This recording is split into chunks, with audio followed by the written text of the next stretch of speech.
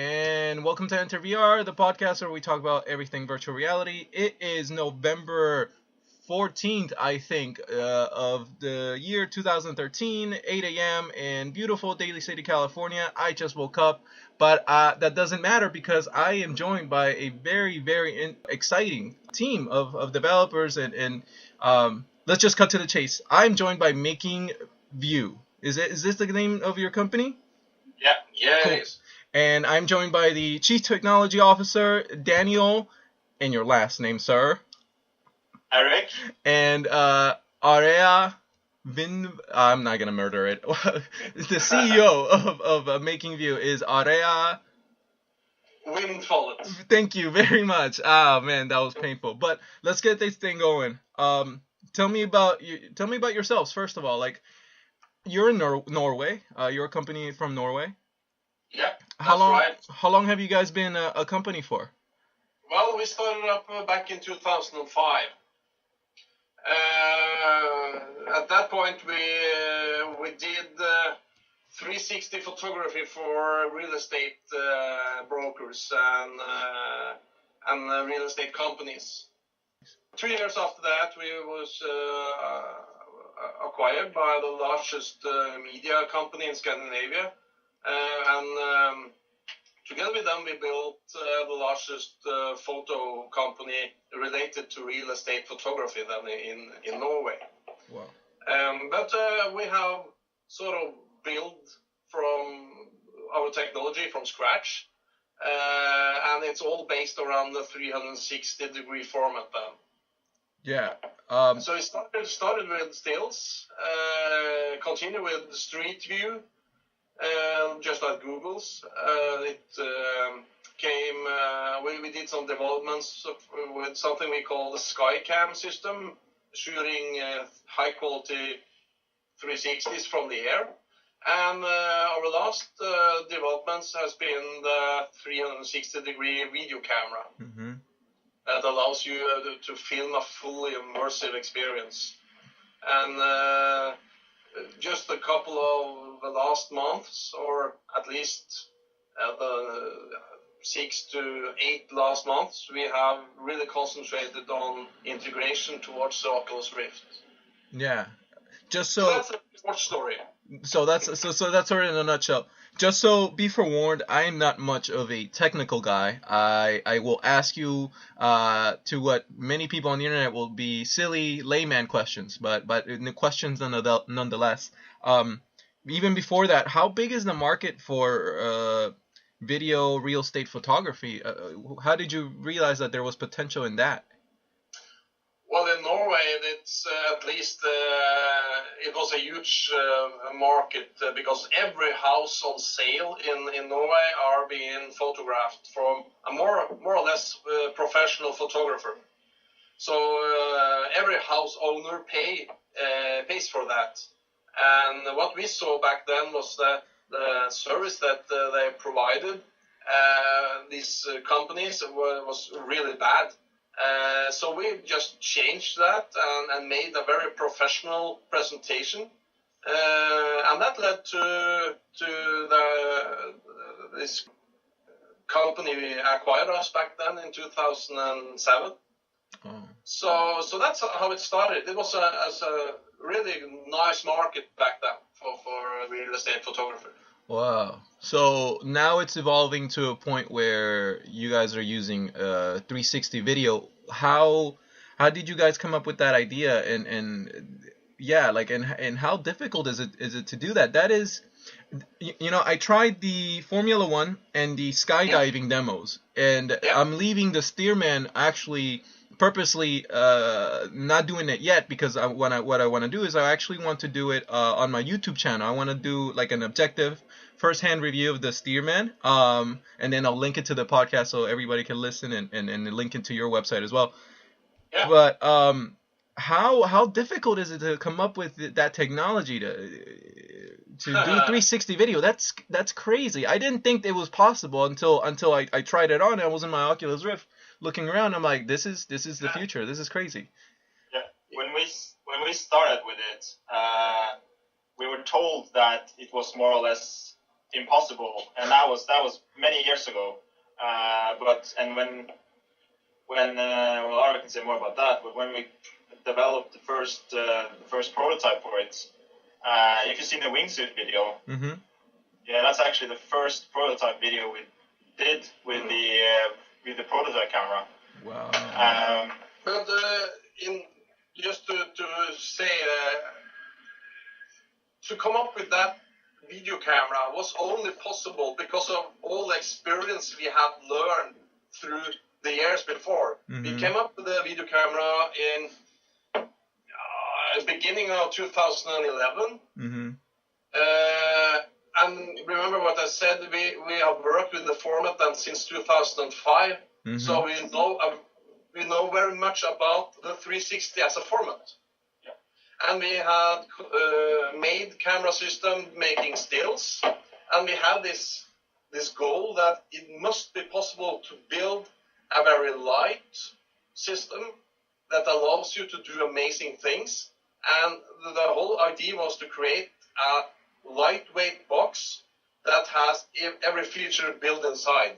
So just with a push of a button, you can mount it on a car, an athlete, a bike, an airplane, whatever, and it worked. Wow. And it will work.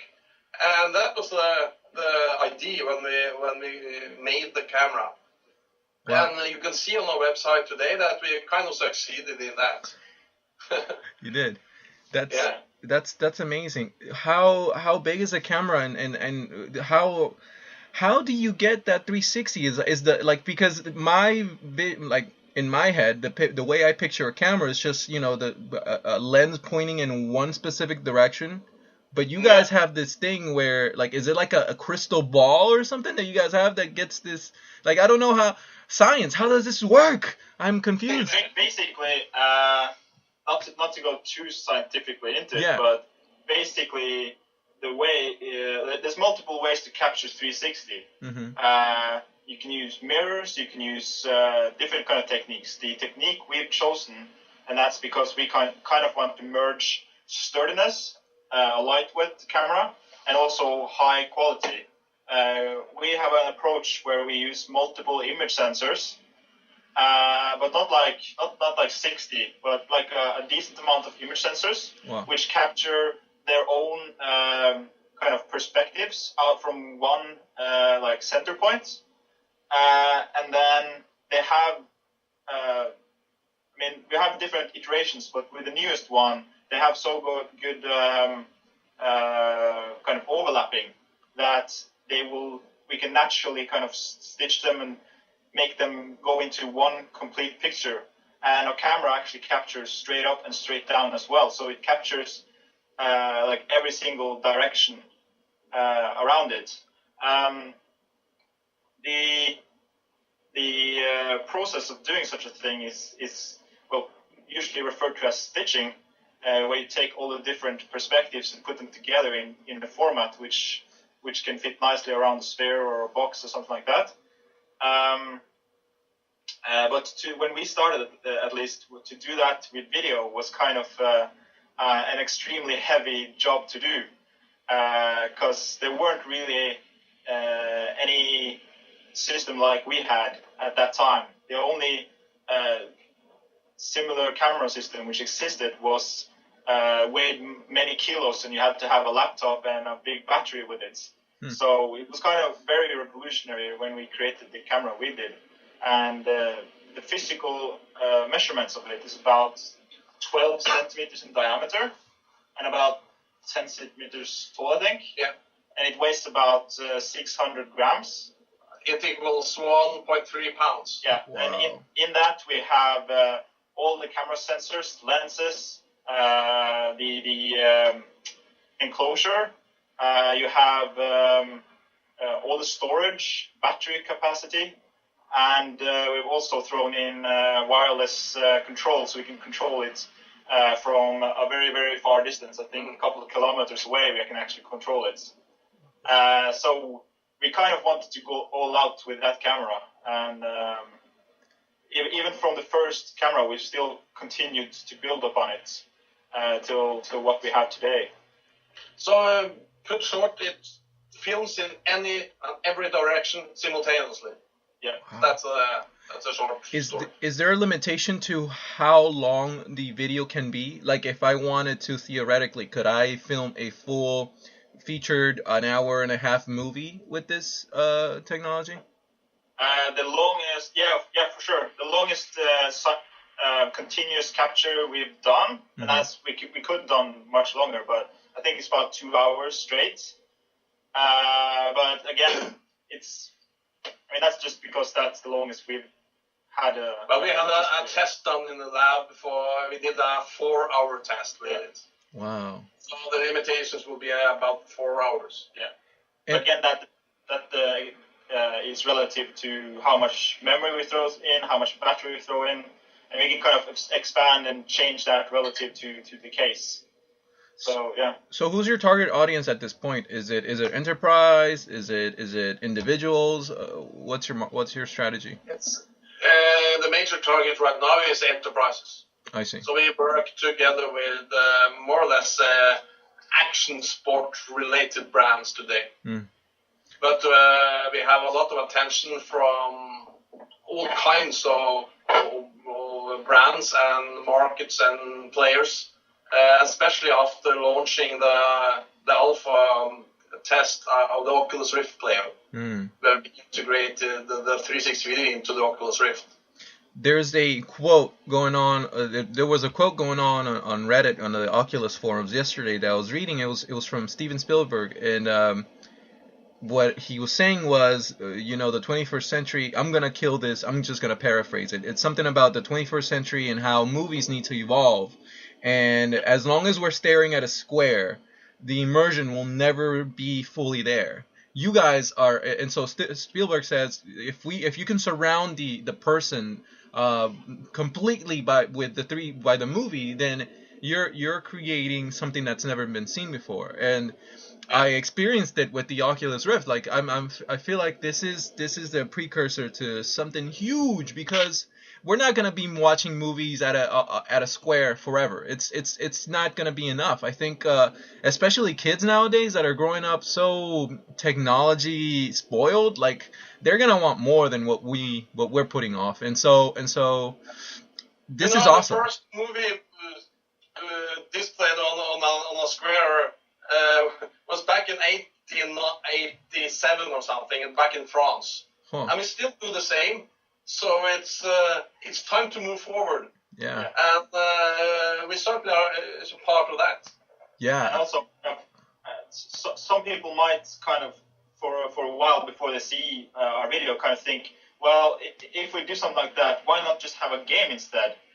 And the thing is that what you actually see without technology is not a game, it's real. And that's kind of the whole thing, is that you experience real events, but you experience it from your vantage points. There's no one directly controlling where you're watching. You have the freedom to kind of immerse yourself in the media content. And that's also extremely powerful from many aspects. Like, for first of all, you can miss things, and that's a good thing, because then you'll have to rewatch it. And that's something we've seen. People want to watch it again and again to kind of experience it. And you can imagine, like, hidden gems in old videos. And now you can have, like, someone can say, oh, you got to look at the video if you look around your back at this certain time, and then people will go there. So it has, like, for not only for, like, action sport or video, but also for, like, marketing. It has a very intense kind of, not control, but intense experience for the user. It can be a very powerful tool for the brands. Yeah. To put commercials into this, and you are one-to-one with the viewer. So you could do amazing things when it comes to marketing as well. You certainly can. You mentioned something. You mentioned earlier that it's not. Why don't you just have a game? And it brings this to mind. When it's happened to me a couple times. Like, people look at my Oculus Rift and I'm carrying it around, like, oh, there you go, you're going, there's your new toy, or you're here, oh, that's your toy, and it's with the pre-assumption that they think that I'm playing with this thing. it's not a game, it's real life. Because Yeah. because apps and software like yours will turn this thing from, oh, look at your new toy, to, oh my god, this is going to change the future. This is going to shape we consume media in the 21st century. That's what we believe together with Oculus. Because I have done some betting with some friends saying that 3 to 5 years from now, I'm sure that the Oculus Rift and similar goggles will have the same distribution as the tablets, as an iPad. Yeah. And I think in every office, in almost every home, you will have a set of those goggles, because the content you could create, and if you use our payoff, that's like being there. You can actually put on your goggles and experience a live Bruce Springsteen concert in New York. But you do it from your sofa in Canada or Sydney, Australia. And you're there live. Yeah. And therefore, 3 to 5 years from now, I'm sure that the VR goggles is a natural part of your home devices. I agree. I think we're moving from a paradigm where we're saying I'm watching TV to you're watching TV to I'm experiencing this. This is not just I'm watching, I'm experiencing something. And that is a profoundly different experience, for a lack of a better word. It's crazy. Yeah. And so you're saying you're doing a bet, 3 to 5 years. You're betting that this is going to be just as prevalent as tablets. What do you think are the obstacles ahead of us and ahead of you for your technology in general?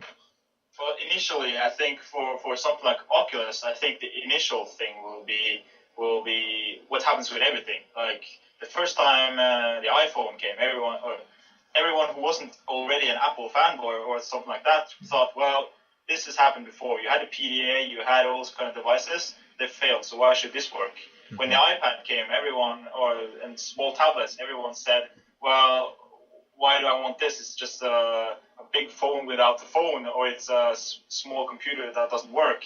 So it's kind of, but now kind of people have adjusted to it. So I think the first objective will be people not wanting to change, and also people being afraid, well, uneducated people in a sense, at least from my perspective, will be afraid that something like this will be too intense and will automatically lead to people being addicted. But again, at least from my perspective and our perspective, it's everything can be addictive. A book can be addictive, anything. So as long as people are kind of told and taught how to play with something and use something correctly, I think it can be immensely, not only for entertainment, but also for relaxation, for travel, for health. And I mean, you've talked to guys who work with VR games for treating burn damages and all those kind of, and post-traumatic stress. And also something you can imagine, like if someone is in Iraq or Afghanistan, and they can at least at some points of the day put on something like glasses of this and experience their hometown in 360 in real life. You can imagine like how kind of serenity that can bring in, and also kind of these kind of, It's definitely, it's true. Yeah, it's 100%. I think we're especially, and follow me down the rabbit hole, gentlemen, because what I think is not only VR going to help people, individuals, but I think it might, if this thing takes off, this might have a positive impact on the environment, because we are 7 billion people on this planet, and everyone is moving up and down using fossil fuels. What if all of a sudden virtual tourism takes off, and when people don't have that need, or people who don't have the resources now have the ability to visit London or Paris in virtual reality and not have to get inside a plane and destroy the atmosphere. That's so true. So you could really brand this as a green technology. Yeah, it truly is. I thought of that. And instead of traveling half the globe for a conference, you could sit in your own office and experience just the same. Yeah. What did So yeah, that's that could be achieved, and a possible solution for the future. What are your biggest technical challenges right now? There are a few aspects which are, I mean, when it comes to 360 video, that's something, 360 video itself is something we have a very good grip on. Oh. With our current camera, we already shoot in like 4K resolution, and so our camera actually shoots in 4000 and was it 4096? Yeah, 4096 by 2048 in 25 to 50 frames per second. So that's what our current gen camera shoots in. On the web, we usually have half of that resolution, or a quarter of that resolution, and heavily compressed. So, I mean, when it comes to the 360 format itself, that's video format, that's something we've nailed pretty well. Now, when it comes to Oculus and VR, there's a lot of kind of steps we have thought, and I won't mention all of them, but there's a lot of steps we've thought further to kind of enhance this and make it more tailored for this concept. And then further on, we have kind of this vision of making this a proper live experience, and that working with the 360 content and the live media, and try to have that at the quality we demand from ourselves. That is a challenge in itself technically. And together with that, you can mention bandwidth, for example, in order to be able to crunch the data and have a nice viewer experience as well. Yeah. But bandwidth in the years to come, of course, it's solvable. It's increasing all the time. Yeah. So, but today it's more an obstacle to do it in a very high quality. You could do it in low quality, but some years from now, it's solved, I believe. Yeah, and also like, what was I thinking? Kind of lost my trail. Yeah, forget it. I lost my It's all good. Yeah, it's amazing. I think being able to put this camera somewhere stationary, and then being able to access it through the web with my Oculus Rift, I dream of the day when your camera will be on the International Space Station, and anyone around the world will be able to plug in and be able to see, the view of planet Earth from the International Space Station or something like that. Like that would be. And it's actually like we actually share that dream. Yeah, it is very interesting that you mention this, because that's something I think which can be very, very important for, if you think like environmental and kind of human, kind of the sense of humanity. There's a lot of documentation on this kind of, I'm not sure what it's called, but this effect you get when you actually view Earth from space. This is something which astronauts and people in ISS knows a lot about. And this effect gives you a connection to, a lot of people think, well, it gives you kind of a disconnect, but it really gives you a connection to the world which you previously haven't had, which again makes you realize how fragile the world is and how fragile life is. And I think Titans of Space, the VR game, it's a very good, that gives you a very good feeling on that.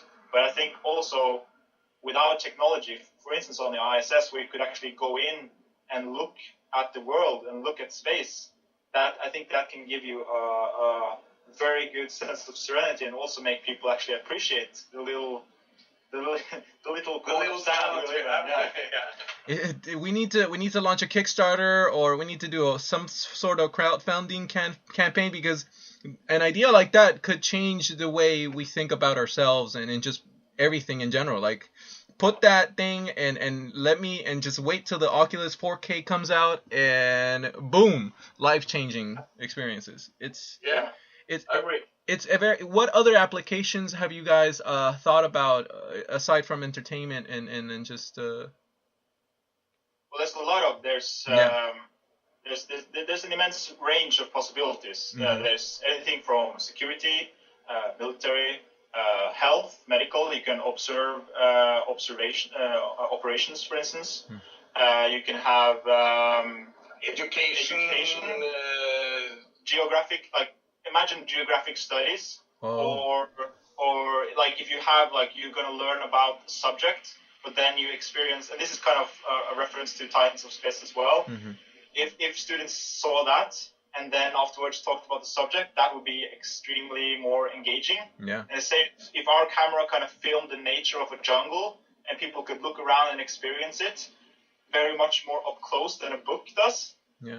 And some people might say, well, if you have the goggles on, it's a very kind of non-social experience. Apart from using avatars and stuff like that, a book itself is also a very non-social experience. So not much would change from the normal study rhythm in that sense. But then you could have those kind of visual experiences and afterwards kind of work on the subject. And I think that can enhance education quite a lot. And there's also, within health and with elderly care and with, there's an immense amount of range for this. Yeah, there is indeed. It's truly, you guys are truly creating the future, and it's really cool. Now I have to ask you, because I have to, what is the price range with these cameras? And if there was ever the chance, the possibility that maybe you guys would release a lower end model for consumers, would you consider, what would they be the price for something like that? Just theoretically. Well, as we speak, the cameras we use today are used internally by ourselves because we deliver this as a service. Mm-hmm. It's hard for us, based out of Norway, to launch such a product as for the consumer market. Mm. You live, also you have to go to your part of the world in order to get the real funding for such a project. Mm. So by now we are concentrating more or less on the professional market. Mm.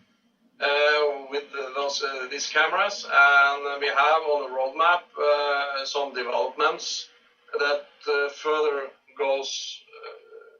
have the goal to stimulate the professional market. We have some thoughts about the consumer market as well, but it requires a great deal of funding in order to get there. If you use Oculus as an example, they will for sure go consumer.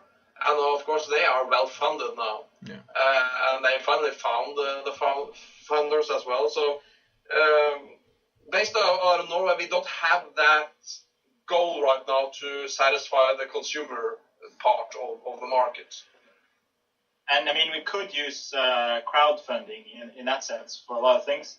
But we believe that both our technology and the 360 format, and also in regards to Oculus, it still needs a little bit of time before the world is ready to get their hands on the kind of high-end cameras which we would be willing to make.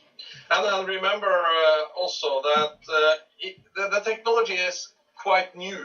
It's actually that new that if you produced 360 today, you couldn't put it on YouTube because the player doesn't handle 360 content per day. You can't show it directly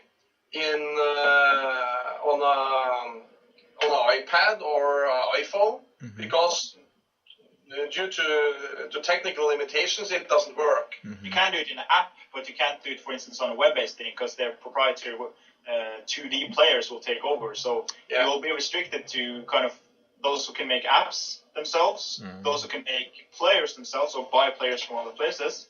But we know there are very strong companies and big companies working on this issue right now in order to make 360 content work in their players, because it's very important for the distribution. And we know everything about YouTube and what that have done to video production, especially consumer-related productions. So that will be 1 or 2 years from now. It will be able to experience this content also on such channels like YouTube, Vimeo, you name it. Very cool. And also, Yeah. Just a year from now, you had to, for instance, for putting these images together, just a year ago, we had to rely on CPUs, for instance. We had to rely on very slow techniques of post-processing, something like this. And still to this day, there's no good automatic tools to do something like this. You really need to have the technical know-how to do the post-production of such videos, especially for like the high-end. Especially if you are seeking high quality. Yeah, but currently we've been able to go over to GPU graphics cards, which has immensely speed up the post-production or the stitching process. But still, it's not consumer friendly yet. But that's just a matter of time and more slow. So that will come. Nice. You will probably within a year or years have something like this it will be a natural media. I can't wait. And so what is the next step in terms of, we know that the Oculus Rift is arriving. I've tried I know it works because I've tried it with the Formula One and the skydiving one. I know the technology is there. What are you guys thinking about doing for, have you thought ahead, like in terms of like Oculus, let's put it this way. Are you guys thinking about releasing something for when the Oculus Rift gets launched, and so by that means being able to spread the word around about your technology, or are you letting it up to someone else? No, we have plans for sure for their launch to come up with some special things, especially made for that goggle. Yeah. And we are working with it right now. I can't tell you exactly what it is, but it would sure create some attention. I like that. It's went from being like a side thing to now being a very important part of our company as well. And there are technical advances which we can't really mention right now, which we currently have brewing here, which will kind of redefine both the 360 media and the VR media when it comes to the Oculus, especially. But so in the months and year to come, there will be a giant leap in this media. Prepare to be amazed. The anticipation is completely killing me right now. I really would I can't wait to. I wish I could jump in the TARDIS or a time machine and be able to just boop, I'm there, like, because I don't want to watch Netflix anymore. So I know you guys think a lot about the future. Personally, have you thought about what is the worst case scenario and what is the best case scenario for you guys at this point? Well, the best case scenario would be that the Oculus Rift became a tremendous success. And really, let's say, under the Christmas tree in 2014, I really believe that the Oculus Rift will be the main item. For children and people all around the world. I really hope so. Yeah. And if they hit that, and if they still have this price range in mind, around $300 for a unit, it will be affordable for everyone to get hold of a piece of those goggles. And we believe that when you release such a device, having proper real-life media content, not only games, is also a very important thing to have. And therefore, we also believe that with the success of Oculus, a further success of our products is also a natural thing. Yeah. So we believe that our videos will be a kind of a natural part of the Oculus as kind of a bigger product, including like all the softwares and all the games. We think that 360 video and 360 video media will be very, very important especially for kind of regular people, not only gamers, but kind of regular people to use that term. So the worst case would then be the opposite, that the Oculus Rift doesn't get a commercial success. Mm. So, but I'm sure they will not be alone. It will come other players in that area as well. But I really think that Oculus are doing the right thing, and they put together the right team and everything. So, but they will have competition, of course, they will. And you mean like you for sure have other not only competitors but also kind of parallel developers as well when it comes to the hardware, like Cast AR or the Sony goggles haven't really kind of caught up yet, but I believe they will probably soon. Yeah. So, but again, this is I believe this will kind of be like when it comes to GoPro and it comes to kind of all the other media productions. GoPro was kind of the people who captivated the consumer-friendly head camera. Yeah. So now, whenever anyone buys, and they did a very nice job with the branding. Yeah, of course. Yeah. So whenever anyone buys a Sony head cam or a Contour or whatever, they still say that they want a GoPro. So I kind of believe that this same thing will happen with Oculus and VR as well. And I mean, if nothing else, the most important thing is that people and technology kind of wakes up when it comes to VR, because it has immense potential, and it has failed before due to technological problems and the price range. But now with the kind of level of our technology, I don't think there's any good reason why this shouldn't work and why this shouldn't succeed. There's no real good reason for it. The only reason could be that people don't really understand how good it is. Yeah. That's the only reason I can see. It's extremely reassuring to see companies and developers such as yourself starting to form, because the success of Oculus also rides on the back of software that is released for the Oculus. And seeing the software that you guys are putting out, I can't feel any more reassured, because I've let other people try the Formula One demo, and they're blown away. They don't know how is this possible. They're looking around and stuff. It's going to alter a lot of things, and and whoever thinks it's a toy is not thinking about the future. This isn't just a toy. This is going to be almost everything. So, talking about the future again itself, like, is there 10, 20 years down the line, is there a fear that this might turn into a different direction? Do you think about what could be the wrong direction for VR? Or the right one? I don't really think there is a wrong direction in that sense, because change happen and everything does change, and that's a good thing.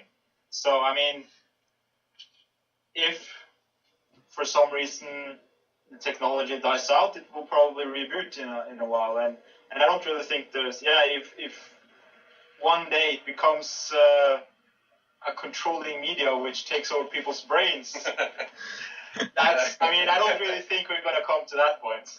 So, I'm not really worried. To be honest with you, we don't spend very much time concentrating on what could be failing. We're very concentrated on what could succeed. Well, that's a good mentality. Failure is always an option. Yeah. So it is always an option, and but it shouldn't be something you should be afraid of. If we were afraid of failing, we wouldn't. I mean, we couldn't do anything of what we did right now, because when we created the video camera, people said, well, that's not possible. When we created the sky camera, which in full speed of a helicopter takes those images you can see on our website without stopping, people said, even the camera producers, which we used the sensors from, said that's not possible, but we still did it. So there's no reason to be afraid to try something which can fail, because if you try it and you try it like full-heartedly, then it's much harder, or it's much better chance of succeeding. I love that mentality. I really do, and I admire it, and I hope I wish you guys the best of luck and ultimate success with your endeavors, because thank you. Yeah, you are pioneering the future, and I feel very lucky to be speaking with you guys. Thank you very much.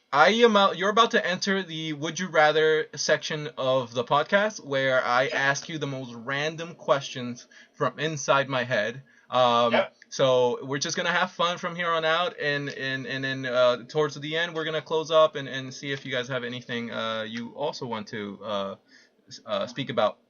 So here we go. Would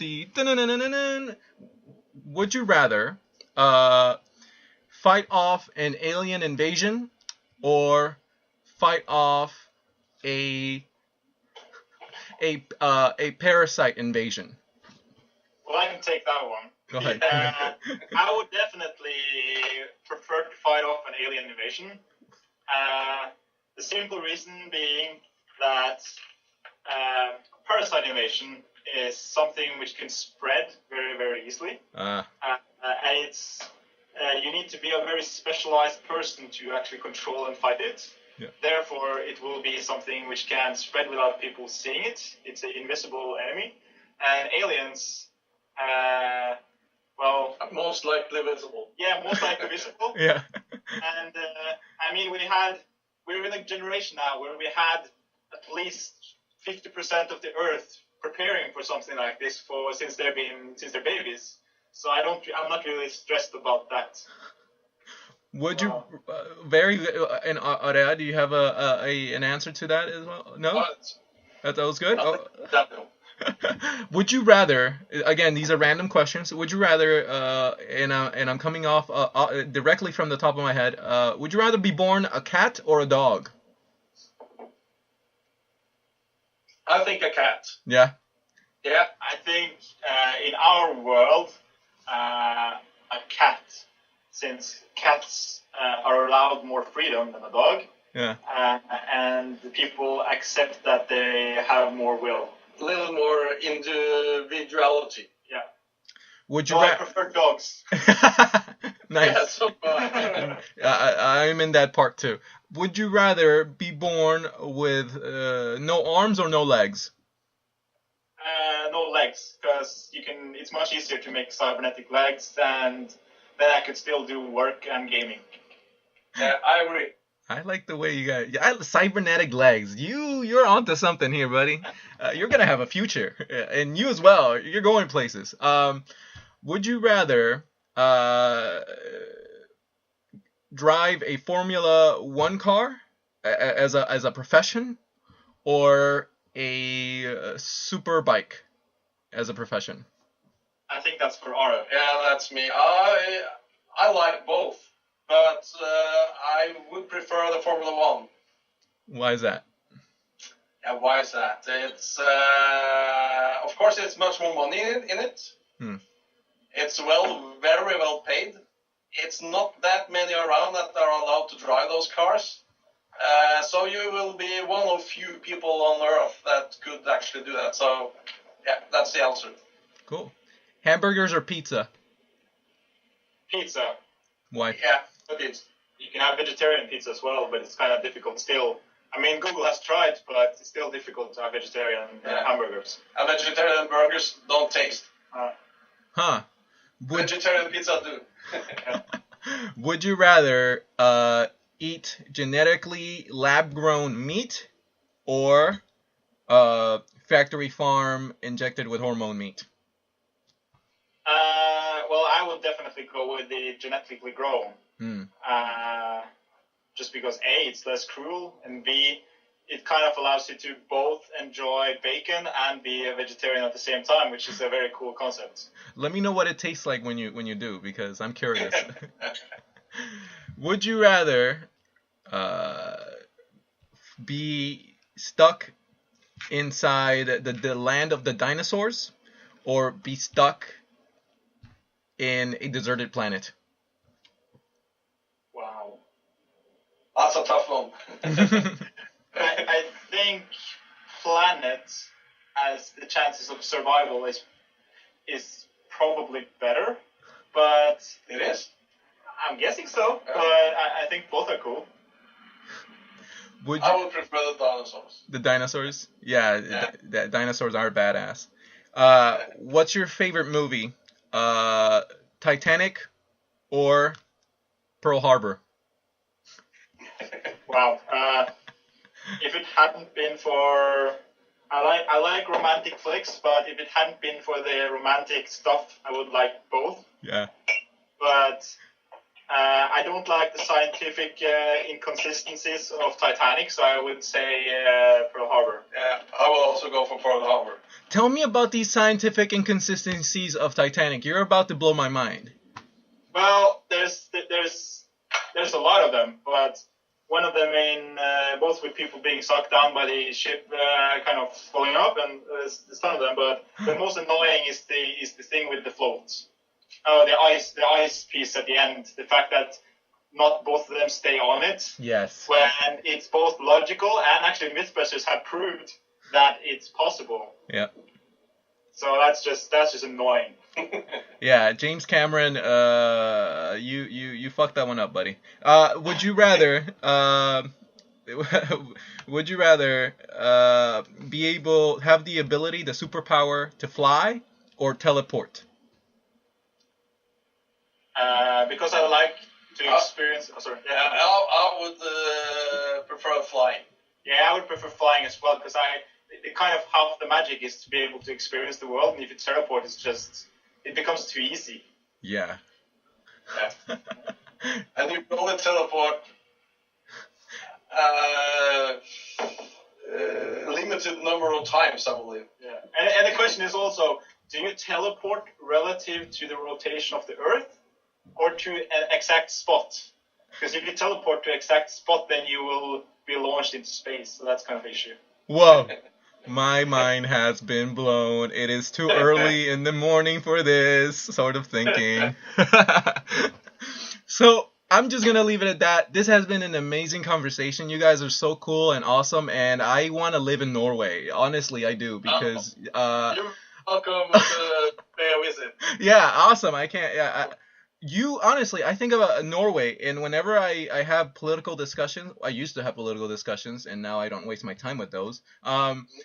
I used to use Norway and the northern European countries such as yourself as models for good governance and good examples of having a government that like looks out for their people and provides healthcare and education and how do you like living in Norway? What is it like to grow up and live in Norway? Well, it's very safe in any way. Yeah. It's, when it comes to crime, it's not that much. Of course it exists, but not that much. And the social security system are very good. Yeah. Everyone's taken care of. And the Scandinavian model are well known around the world for just taking care of people. Yeah. And we live in a country where you can openly and freely satire and say that the government is wrong. You can mock the king. You can do anything like that, and it's okay. That's something which I think is important. There are, of course, things politically, especially when it comes to infrastructure, where Norway is kind of third world. But I lived in London as well, and I definitely prefer the serenity of fewer people. You know what? That's actually not I do. San Francisco is very crowded. It's getting very crowded right now. And I would appreciate fewer people as well. But here we are. Thank you again, Making View. You guys have been an amazing couple of guests. Do you have anything that you'd like to let out and let the community know about at this point? Just that you can both, to do some advertising, you can both go to our website, makingview.com, to see our productions on a PC or a Mac. We also have apps on iPad and or iOS and Android where you can experience it. And just keep an eye out on what's going to happen when it comes to VR, because we are definitely going to launch some amazing stuff in the months to come. So Stay tuned. Yeah. This has been EnterVR, Making View once again. Thank you so much for your time. Thank you.